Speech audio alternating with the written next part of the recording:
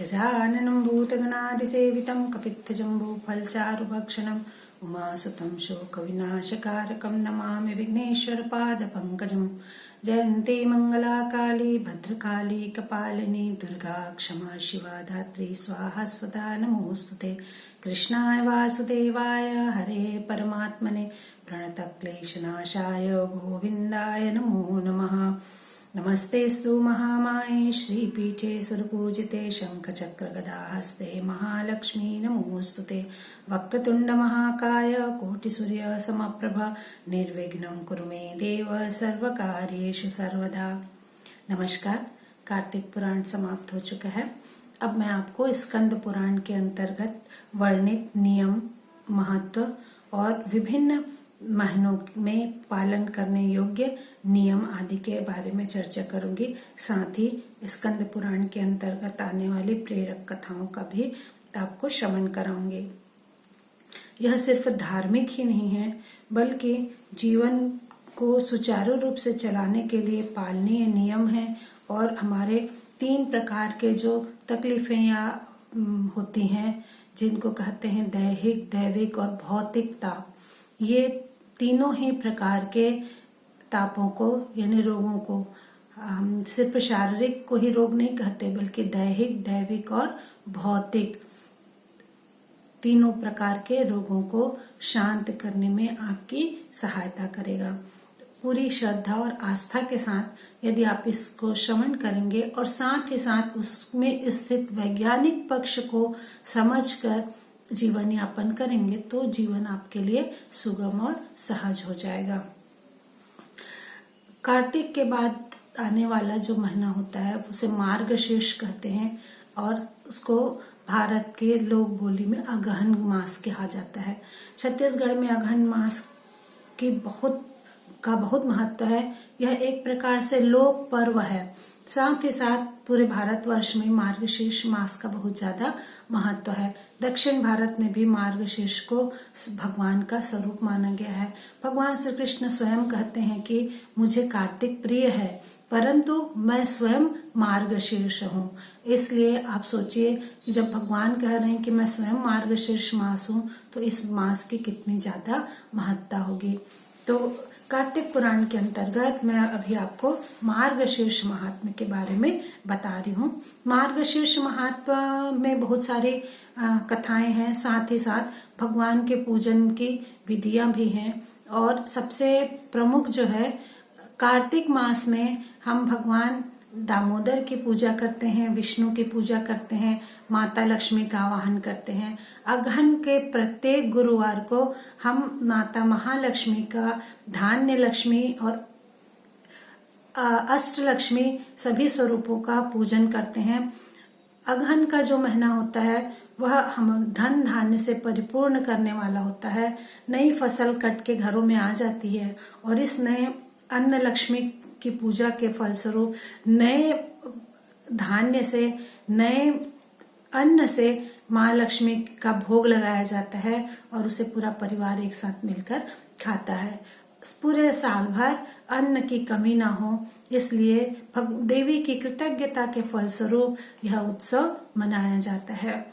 तो अगहन मास के प्रत्येक गुरुवार को महालक्ष्मी की पूजा की जाती है। तो मैं विस्तार से आपको अगहन गुरुवार की पूजा विधि और उसका महत्व भी बताऊंगी। पर प्रारंभ में सबसे पहले अगहन मास के का महात्म्य आप लोग सुनिए, जो कि स्कंद पुराण के अंतर्गत आता है। सूत जी कहते हैं, देवकी नंदनम कृष्णम जगदानंद कारकम भुक्ति मुक्ति प्रदम वंदे माधवम भक्तवत्सलम।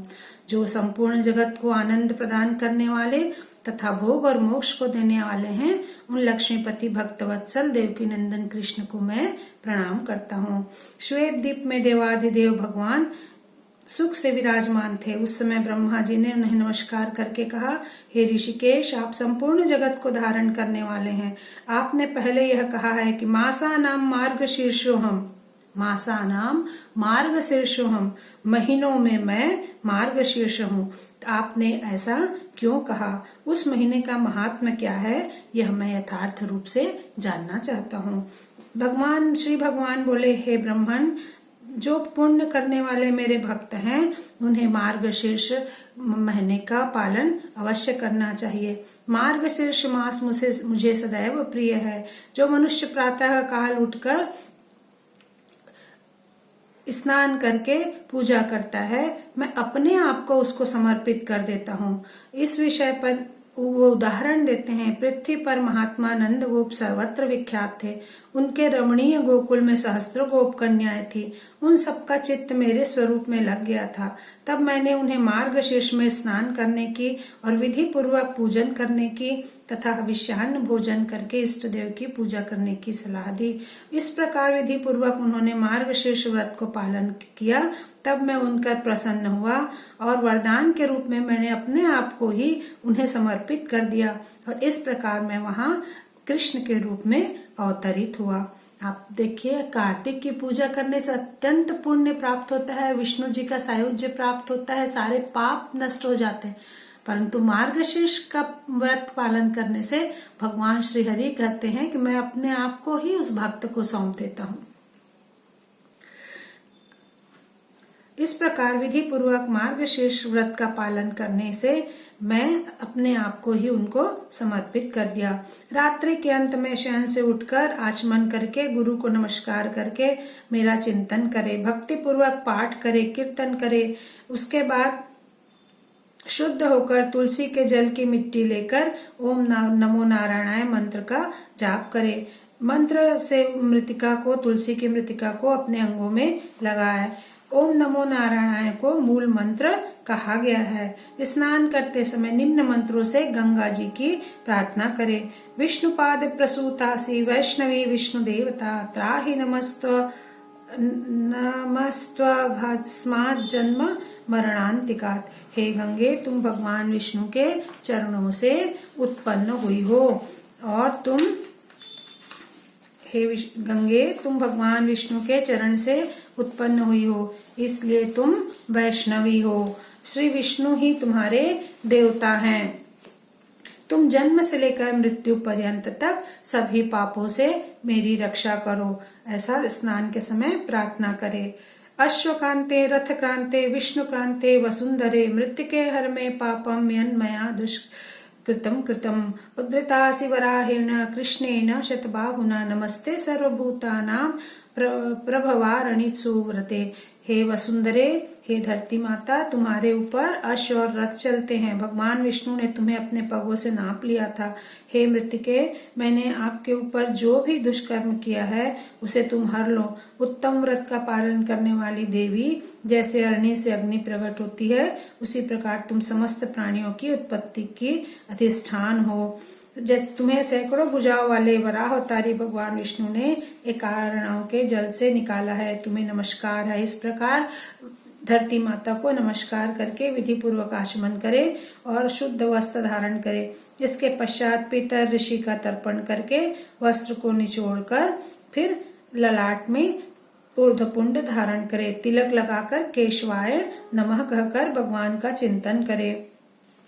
जो द्वारिका की मिट्टी को हाथ में लेकर उससे अपने ललाट में ऊर्ध्वपुंड लगाता है, उसके द्वारा किए गए सत्कर्मों का फल कोटि गुना हो जाता है। ऊर्ध्वपुंड का मतलब होता है लंबा तिलक, ऊर्ध्व ऊपर की ओर जाने वाला, माथे में, नाक से माथे तक। गोपी चंदन का तिलक करने से मनुष्य अपने कर्मों का फल अक्षय कर पाता है। जो ब्राह्मण गोपी चंदन का सुंदर ऊर्ध्वपुंड प्रतिदिन अपने ललाट में धारण करता है, वह लक्ष्मी सहित उसके घर में मैं सदा ही रहता हूँ। तुलसी काष्ठ की माला मुझे समर्पित करके जो स्वयं धारण करता है, उसके पातकों का नाश हो जाता है। जिसके घर में तुलसी का काष्ठ होता है, उसके घर कलयुग नहीं आती है।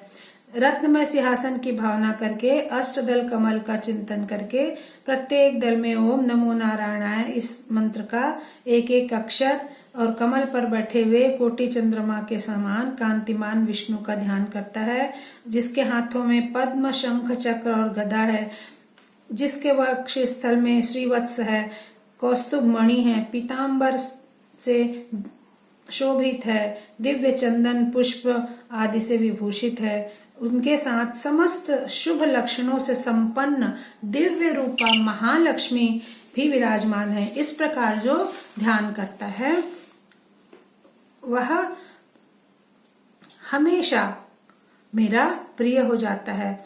मार्गशीर्ष मास में शंख की पूजा अवश्य करनी चाहिए। भगवान को क्या प्रिय है? लक्ष्मी जी, और लक्ष्मी जी समुद्र तनया है, इसलिए समुद्र से उत्पन्न होने वाले सभी रत्न उनको अत्यंत प्रिय है। भगवान को लक्ष्मी प्रिय होने के कारण उनको शंख भी प्रिय है। उनका पांचजन्य शंख भी समुद्र मंथन से निकला था।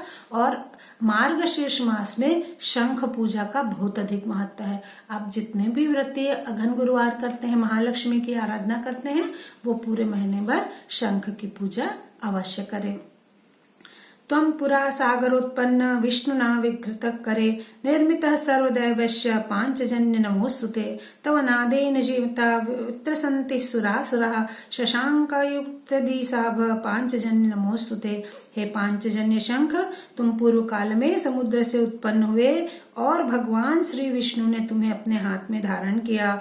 तुम्हें नमस्कार है। तुम्हारी गंभीर ध्वनि से मेघ भी डर जाते हैं, देवता और असुर थर्रा उठते हैं। तुम्हारी उज्ज्वल आभा 10,000 चंद्रमाओं से अधिक है। हे पांचजन्य, तुम्हें नमस्कार है। इस प्रकार सुगंधित तेल से भगवान के श्री विग्रह में अभ्यंग करें, फिर कस्तूरी चंदन आदि लगाएं। उसके बाद पाद्य अर्घ्य आचमन अर्पित करें, नहलाएं और फिर दिव्य वस्त्र आभूषणों से अलंकृत करके पुष्प आदि से पूजा करें। उसके पश्चात नैवेद्य का भोग लगाएं, फिर कर्पूर युक्त तांबूल भेंट करें। दशांग अथवा अष्टांग धूप देकर सुंदर सजाकर दीप जलाकर प्रणाम करें, फिर आदर पूर्वक स्तुति करें। रात्रि में पलंग पर सुलाकर मंगल अर्घ्य देवें। द्वादशी अथवा पूर्णिमा को यदि गाय के दूध से स्नान कराया जाए तो बड़े बड़े पातकों का नाश हो जाता है। मार्गशीर्ष में जो भगवान को लक्ष्मी सहित मधु और शक्कर से स्नान करता है वह स्वर्गलोक को प्राप्त करता है। जो भगवान और महालक्ष्मी को अघन में दूध से नहलाता है वह स्वर्गलोक में जाता है। जो मार्गशीर्ष महीने में शंख में तीर्थ का जल लेकर उसकी एक बूंद से भी मुझे नहलाता है वह अपने समूचे कुल को तार देता है। अघन मास में भक्ति पूर्वक शंख ध्वनि करके करना चाहिए। शंख ध्वनि से पितर स्वर्ग लोक में प्रतिष्ठित होते हैं। शंख में जल लेकर ओम नमो नारायणाय का उच्चारण करते हुए नहलाने से संपूर्ण पापों से मुक्त हो जाता है। जो वैष्णव चरणोदक को शंख में रखकर अपने मस्तक पर धारण करता है वह तपस्वी मुनियों में सबसे श्रेष्ठ है। तीनों लोकों में जितने तीर्थ हैं वह मार्गशीर्ष में मेरी आज्ञा से शंख में निवास करते हैं। जो शंख में फूल, जल और अक्षत रखकर मुझे अर्घ्य देता है और मेरे मस्तक पर गोलाकार घुमाकर अपने घर को सींचता है उसके घर में कोई भी अशुभ नहीं होते। कभी आपको ऐसा लगता है कि लगातार कुछ प्रतिकूल परिस्थितियां आते जा रही हैं या कुछ दुर्घटनाएं हो रही हैं, तो आप शंख में पुष्प, दूध, अक्षत लेकर भगवान विष्णु के ऊपर से 3 बार घुमाकर अपने पूरे घर में और प्रत्येक सदस्य के ऊपर छिड़क दें तो उसमें अशुभ का नाश होता है। उसके घर में कोई अशुभ नहीं होता। बाजों के उच्च स्वर और मंगलमय शब्दों के साथ जो मुझे मेरी पूजा करता है वह जीवन मुक्त हो जाता है।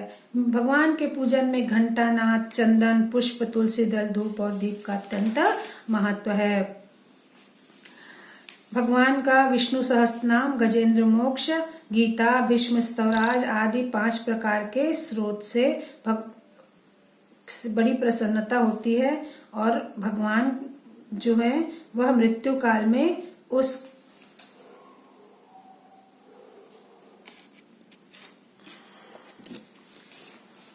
आज का महात्म्य बस यहीं तक। कल मैं आपको अघन गुरुवार के संबंध में बताऊंगी, तो कीर्तन कर लेते हैं। ओम नमो नारायणाय, ओम नमो नारायणाय, ओम नमो नारायणाय। श्रीमन्नारायण नारायण नारायण, श्रीमन्नारायण